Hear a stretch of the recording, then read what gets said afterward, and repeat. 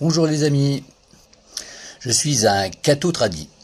Oui, je sais, ça ne se voit pas, mais ils sont pas tous en costard cravate les tradis, vous savez. Il y en a aussi comme moi. Moi, je suis plutôt un tradi de l'aile gauche.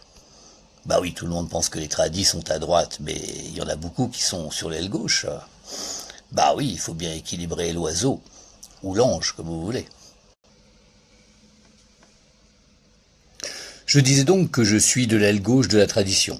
Je suis pour la redistribution des richesses, mais une redistribution libre. Pourquoi forcer les gens à redistribuer leurs richesses? C'est vrai, de toute manière, tout le monde paiera un jour ou l'autre.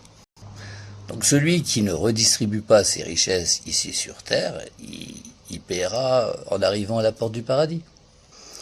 Et plus tu as été riche sur Terre, plus la facture à la porte du paradis est élevée, bien entendu. C'est la parabole de Lazare, hein, le pauvre Lazare qui est resté toute sa vie à la porte du riche qui lui jetait même pas un os. Allez relire cette parabole, vous allez voir comment finissent les riches qui ne distribuent pas, qui ne redistribuent pas leur richesse. Parce que le bon Dieu, il n'est pas contre la richesse.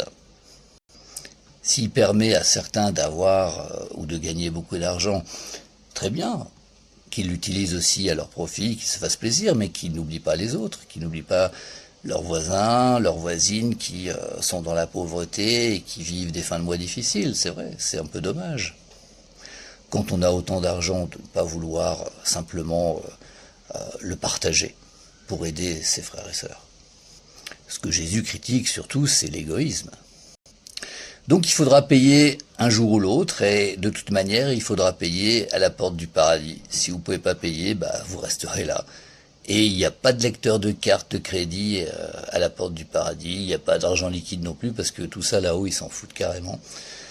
Donc il va falloir payer autrement si vous n'avez pas payé sur la terre. Il va falloir payer avec les souffrances de son propre corps et de son âme. Je ne sais pas si vous avez déjà essayé de payer une facture avec les souffrances de votre propre corps et de votre âme, mais ça fait mal, hein. Alors payer des millions, voire des milliards avec les souffrances de son propre corps et de son âme, je vous laisse imaginer les nombres de millions d'années de souffrances que cela implique. Perso, je préfère payer mon dû sur la terre.